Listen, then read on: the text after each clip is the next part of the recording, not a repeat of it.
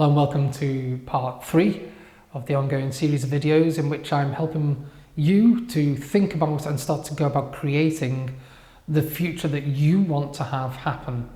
I decided to do this series of videos in response to what's going on in the world right now and to do my bit to help people who are in various degrees of isolation. We're in our own homes, maybe with a small family unit, maybe with a large family unit, or maybe not with anyone at all. And whichever way it is, or something altogether different, then at the moment what we are in need of, in my opinion, is to create a compelling version of the future that's going to exist for us and to move right past all the potential blockages to that so that we focus on what we actually want to have and start to go about what's within our control to be able to do to move towards that compelling future that we all want to have. We all want a better world for ourselves and for each other. So that's basically what it's all about. There's already been 2 videos previously posted, so if you haven't come across them yet, I suggest go back and work through them first and then come to this video, which is part 3. For those of you who have worked through the process so far, then that's great. So you've sat and thought about it for a while. What is it that you want to be? The future version of yourself in terms of health, your well-being, and so on and so forth.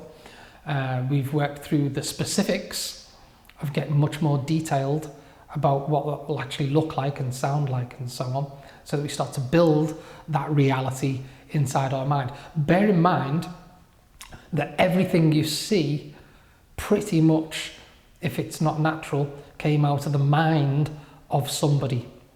So the clothes I'm wearing started out as inside someone's mind. They decided about this.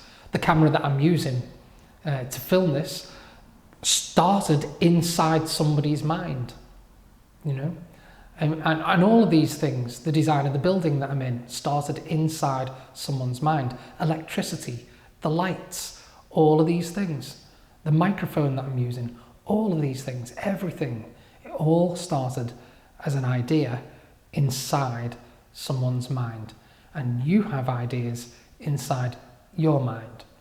And it's knowing how to control how you think and feel and create behavior on the outside of you that leads to the magic of creation of the world that you want to actually experience. That's how it's done. And that's how it's been done by successful people all over the planet throughout time. And what I'm doing is I'm attempting to give you an amount of these skills for free as part of the fact that you just, you know, our world has just changed so much in the last few days, pretty much. And people find their whole routines and everything have gone out the window and so on and so forth. And yes, I do work with people, coaching them online, one-to-one. You're welcome to join me online for specific coaching to get you towards what it is that you want and to help you to cope with the isolation that's currently happening, to help you to confine the feelings that you used to harbour for people to the past and leave it there. How to hold your own space, how to be okay. How to be okay right now for no reason whatsoever. That's one of the secrets of the universe, in my opinion.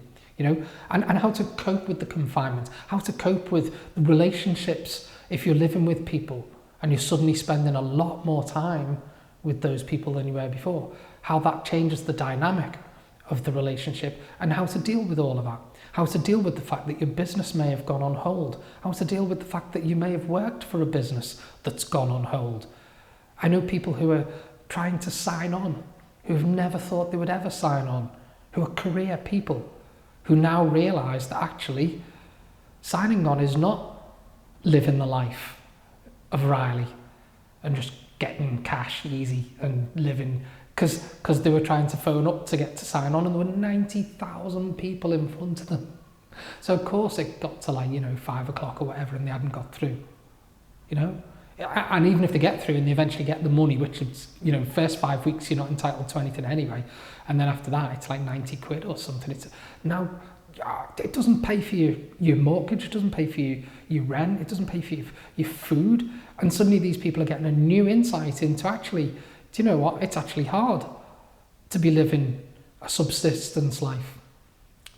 Actually, that's a good thing, I think, in the long run, because I think there's going to be a lot more compassion around. And the world needs more compassion, in my opinion. You know, we are coming together as a global force.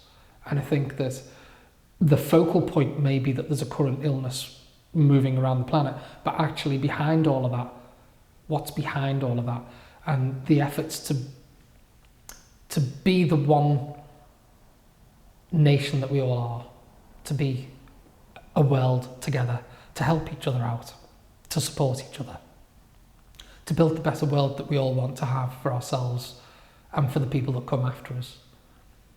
This is a perfect opportunity for massive global change on a really positive level. In the short term though, how do we get through it? And if we're on our own, as some people I know are on their own, how do we combat that loneliness? And how do we help other people to combat that loneliness? There are many things that we can do. Picking up the phone or doing a Skype call to someone who's a friend or a relative or a neighbour who's isolated from the rest of us will help them with their own mental health and their own mental resilience during a time like this. You know, that's something we can all do. There's lots of things that we are still in control of, and one of them is how we're responding to the events that are happening around us. So how do we get there? Well, step one, I asked you to think about what it was that you wanted in terms of your health, your well-being, your company, the future. Step two was to work at the specifics of all of that. And that was the last episode. This one is, I just want to talk about a number of different angles onto the same thing, really, so that it gives you a different angle into the same thing, and some things are going to resonate more with some people than with others. So today I want to talk about how to get into a SMART goal. But before I do that, I just want to briefly explain that you are an exquisite device. You're an exquisite device. You've got 10 times 10 to the power of 11 neural connections inside the exquisite device that is your body. It's an incredibly efficient and complex calculating device that's just totally incredible. You know, 10 to the power of 10 to the power of 11 is a huge number. I can't even conceive of it consciously, but it's all in operation together and all moving towards wholeness and all moving towards the achievement of all the things that I wish to have achieved. And if I've accidentally given it an instruction in the past to do something for me that if I sat down and thought about it, I don't really want that, then rather than beat myself up over that, I just have to understand that I did that. I accidentally did that. There's no blame. But what am I going to do about it? What am I going to do about it? Well, I'm going to turn it into a goal, and then I'm going to get really smart about that goal. And then I'm going to go and identify the steps, and then I'm going to move towards those steps with everything I've got and everything else besides. I'm getting results all the time, whether I like the results or not that I'm getting results, and so are you. What's happening is the result of everything that's going on inside you. All the decisions you've made consciously and unconsciously right throughout your life have led you to be the person that you are today. So it's in your control. It's in your control to change that map, to change what you believe in, to change your values. All of those things are things that you can do. It's easy to do, and it's within your control. So, where do results come from? So getting results anyway, I can identify what results I want to have, but where do they come from? Well, my ability to behave in a particular way will get the results that I'm getting. So on a simple level, if I want to be known as a great guitar player, then the behaviour of playing the guitar has to be consistent. with the playing of the guitar that would make other people think that I was a good guitar player. So my behaviour is going to generate the results. Hope that's quite simple and straightforward. But where does behaviour come from? Well, if I have skills and abilities to create the behaviour that will get to the results that I want to get, then that's going to get me there. So I need to identify what skills I have and what skills maybe I need to have in order to get to the behaviour that I need to generate in order to get to the results that I want to have. Again, in simple terms of the guitar playing, then if I develop skill in playing guitar and ability to do that, then I'll be able to behave with the guitar in a different way to when I couldn't really play it very well. And that would lead more towards people thinking that I'm a good guitar player. Make sense? Good. So next, where do skills and abilities come from? Well, my belief in myself, and a collection of beliefs is an attitude, my beliefs and attitudes about myself, all of which can change and be changed, they're gonna define the skills and abilities that I generate, which is going to define the behaviour that I create, which is going to define the results that I get and experience. So if I didn't believe I'd ever be able to play an instrument, I'm not going to develop the skill or the ability. But if I do believe it, then I'm much more likely to do that. So I need to believe in myself, believe in my abilities, and move forwards with confidence and patience towards the things that I want to do in order to get to the results that I want to experience. Where do beliefs and attitudes come from? What drives them? Well, my values, and by values I mean what's important to me. My values in life. My values in terms of the context of business are different from the values I have in the context of family and relationships. And they're different from the values I have in the context of health and well-being, and so on. So values are in different contexts, then I'll have different values. If my highest value in family is money, then that's probably not going to be a very good value to have. It's the top level of my values in terms of how I get on with my family and my relatives and so on. So different values, different contexts. And again, these are things that come and go. A lot of values were created for us when we were young. And a bit like the map, it can go out of date over time. So we need to reassess what's important to us over time and make changes to move forwards through all of that. So, but what's going to drive those values into existence? Well, my purpose in life. What's your purpose in life? What's your purpose for being here? The big question. And why are you really here? You know, what's your purpose? Your purpose is going to define what's important to you in a context. And that'll define what you believe about yourself and others. It's going to change your filters in the way that you experience the world. It's going to change your abilities and your skills, and whether you develop them and spend time developing skills or not to get to the thing that you want to get to. You know, in order to make films, you have to be able to use a camera and an edit suite, you know, or just use an edit suite and trust someone else to do the camera work, you understand? But somewhere along the line, there has to be a skill. Even if the skill is writing and other people do all the camera work and the edit work, there's still, you have to appreciate as a writer how a camera works in order to do that. You know, Hitchcock was a camera operator, so he wrote for the camera and made powerful movies because of his understanding of what the technicality of the camera was, which is just a skill, it's just an ability, and anyone can develop a skill or an ability. And those things are going to drive the ability to behave in a particular way, and that will get to the results that you want to experience. So, given all of that, let's go back to the plan that you made in the previous video and got very specific about.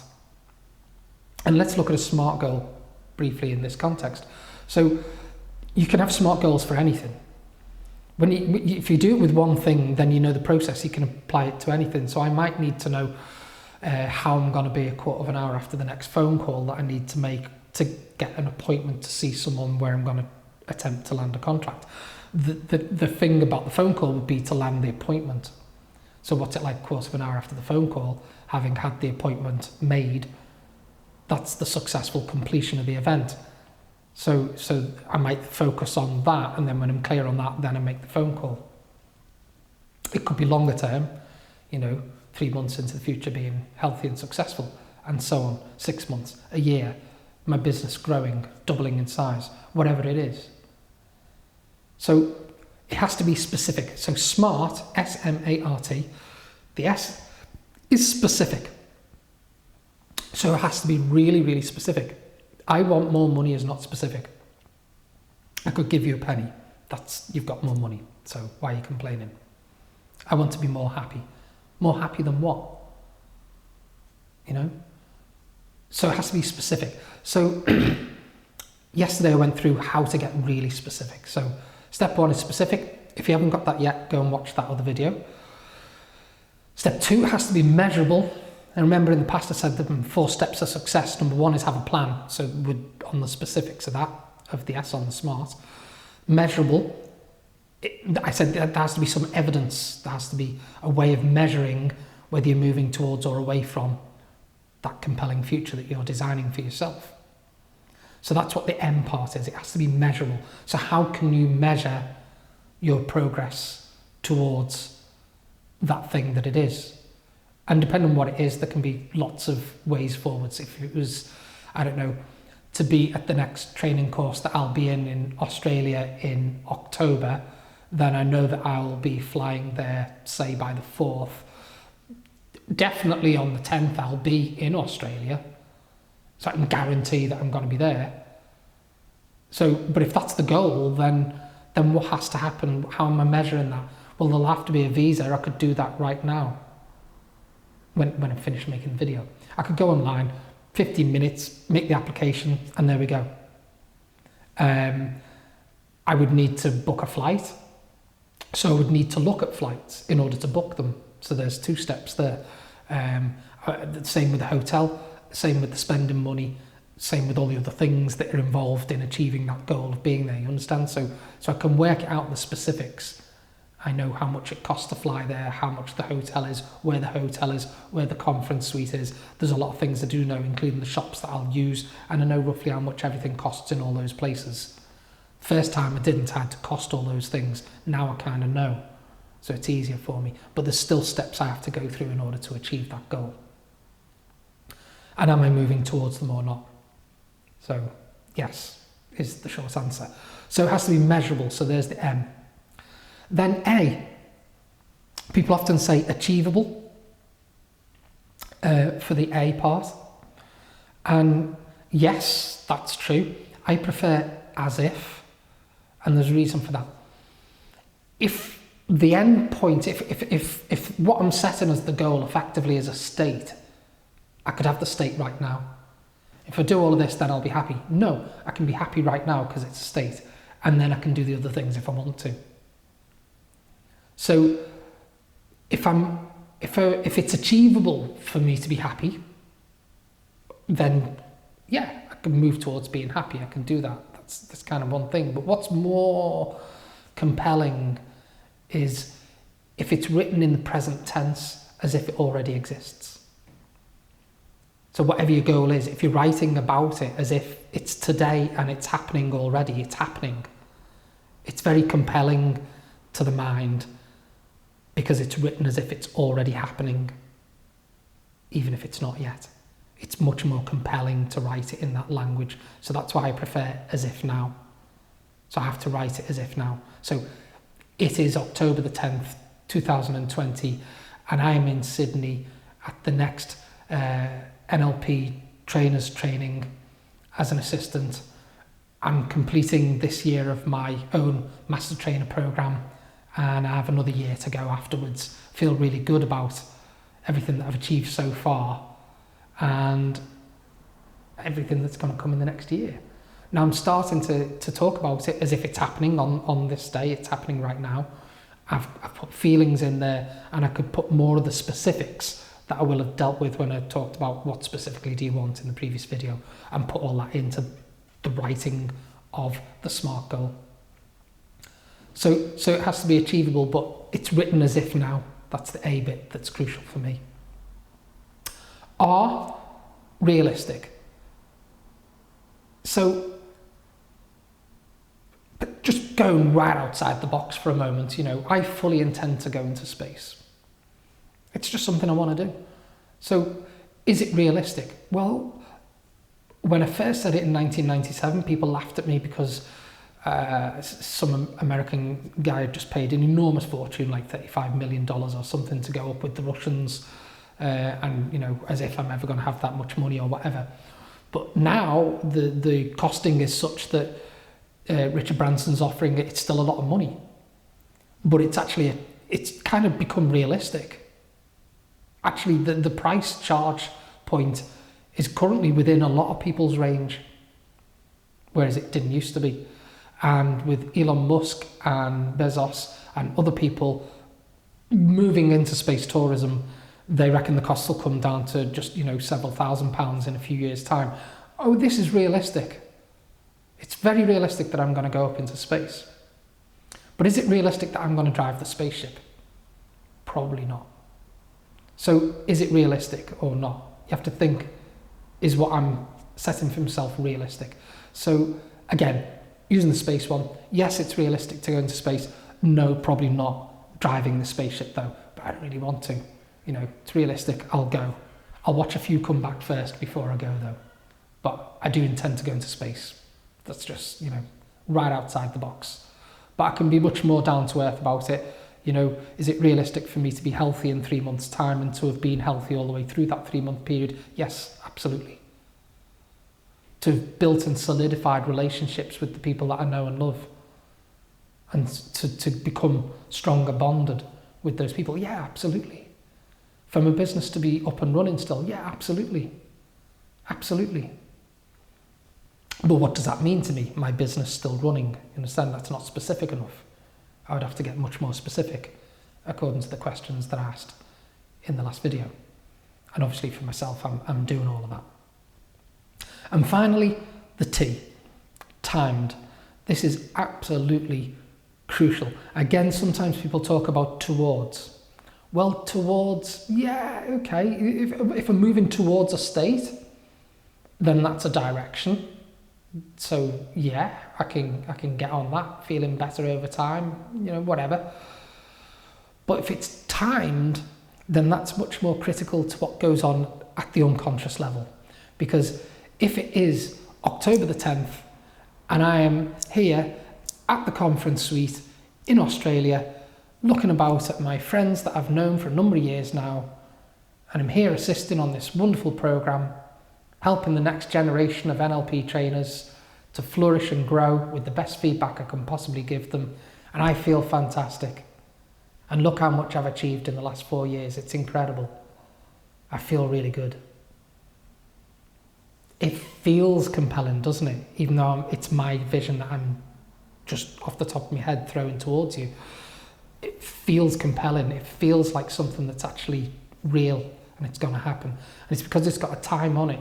When I nail it into time, the unconscious will go, I get it. Bang! If that has to happen by then this would have to happen, this would have to happen, this would have to happen, this would have to happen, this would have to happen, this would have to happen. And it reverse engineers backwards. And that's the key thing that's different. A lot of people, when they come to me for coaching, what they're doing is they're imagining from the present moment forwards and trying to work out how they would get to this distant goal that seems so overwhelming that it's unachievable. And then on top of that, all they're seeing is the obstacles because they're looking at it from the present moment. Whereas when you're at the final step and you find out what the final goal is and you're actually there as if it's already happening, you're past all of those obstacles that could ever have been there already. So you don't have to think about them. And then you work backwards to what the steps are. And some of those steps will be in your in control column, and you can get on with doing them today. So that's how a SMART goal actually works. So now that you know that, go back to the stuff that you've worked on so far, that you've worked specifically, what it is, who you're going to have it with, how you're going to have it, what you've got, what you need to have, all of those things, and then pull that together into an image in your mind of the future that's going to happen. Because that's what we'll do something with next. Okay, it's really exciting. And look, if you want help with this process, as I've said before, you can get in touch with me. It's info@nlptraining.org.uk. My branding's everywhere. I'm easy to find. And I do work with a lot of people. I've worked over 23 years. I have an enormous amount of experience having trained and continued to train with some of the very best people on the planet. And some of my peers are fantastic, extremely skilled, and I very much love the support that we all give each other. I know without even looking online that most of the people I know about are actually out there similarly offering stuff out there to help people during this time of what is, you know, incredibly difficult for some people. We're not just all about the money, we're all about the change. So hopefully these videos that I'm making are also providing a level of support for you and for people like you around. Thank you for spending some time with me today. I really appreciate that. And I look forward to taking this to the next level, where we actually take that image that we're creating today and do something really interesting with it. And that'll be the next thing that happens. Okay, until then, stay healthy, stay well, look after each other. And if you're aware of anyone around that's in isolation, do make sure that you give them an opportunity to communicate as well. And I'll speak to you soon. Take care now.